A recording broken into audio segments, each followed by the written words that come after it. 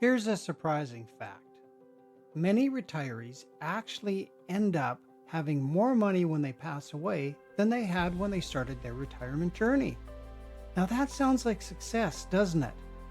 But if you cross life's finish line with a full bank account, a full investment portfolio, but you don't have a lot of wonderful memories and a deep sense of fulfillment, is that really success? A real danger in retirement is not running out of money. It's running out of time in which to spend it. So today, I don't want to talk about savings or investment strategies. I want to ask a deeper question.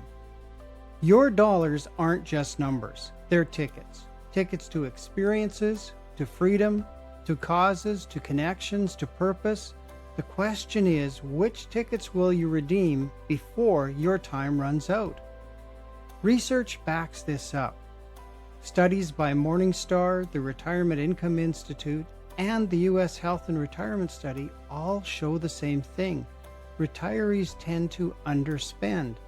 Many withdraw just 2% or less of their investment portfolios each year, even when the generally accepted 4% rule says they could likely take more.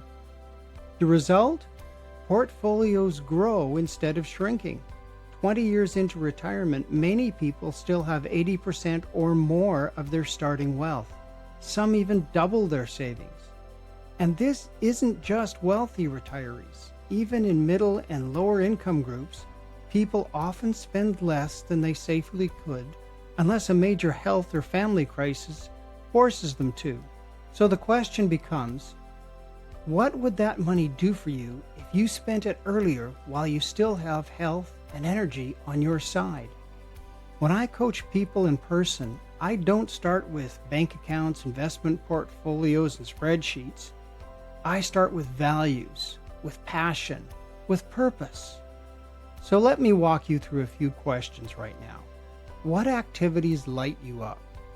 Picture yourself in your happiest moments. Maybe it's hiking a trail, painting in a studio, doing volunteer work, or sitting around a table laughing with friends. What causes your heart to sing?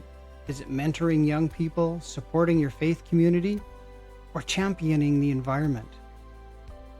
What values do you want to live by? If generosity matters to you, maybe that means setting aside a giving budget. If it's family connections, maybe that means funding reunions or trips together. And what purpose do you want to fulfill in this next season of life? Some people step into coaching, volunteering, or storytelling, passing on their wisdom. Others invest in learning something brand new for themselves. Pause for a moment and ask yourself, if money weren't my main concern, what would I spend it on? Health, adventure, travel, a cause bigger than myself? This is an important question because this is where your spending plan needs to begin. A number of years ago, my parents took the whole family, all the kids, the grandkids, 14 of us in all, on a Caribbean cruise. They could have left that money in the bank or in their investment portfolio, but instead, they turned it into a floating memory factory. The grandkids still talk about it long after their grandparents have passed away. That is a legacy, not just money, but experiences that outlive you. And I'll share with you something I learned. I budget for fun every single month. That means I don't have to feel guilty if I splurge on dinner out, on a road trip, buy a stack of books to read, or pick up a model airplane kit to tinker with in my workshop. Those aren't just purchases. They're fuel for joy, curiosity, and connection. Now, I'm not saying spend recklessly. I'm saying spend confidently and intentionally. And here's some ideas to do just that. First, use safe withdrawal strategies. Statistically, you're very likely to have money left even if you spend it a little more freely.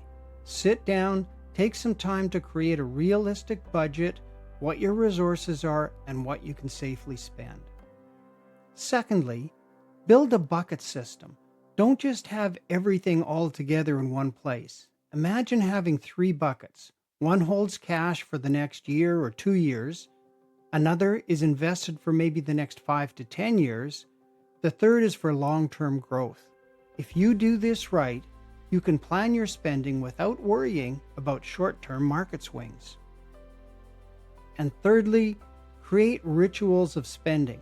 For example, plan on an annual family trip or give yourself an experience budget each year. Guilt-free money earmarked for joy. It could be travel, classes, a standing date night. Personally, I've already budgeted to take my daughter and her son to Australia for Christmas 2026 so we can celebrate a milestone birthday with my aunt who lives there.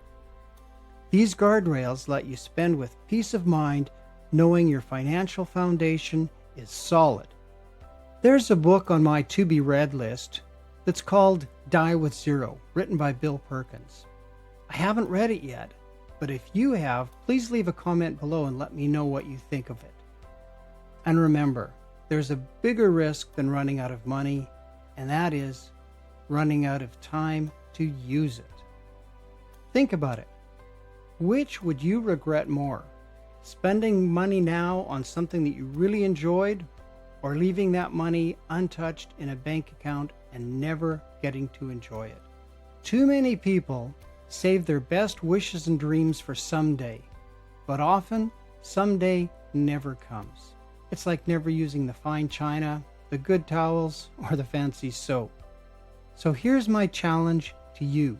Write down 3 things you'd love to spend time and money more freely on. Pick one of them and make a commitment to act on it in the next year. And share it in the comments so that we can inspire each other.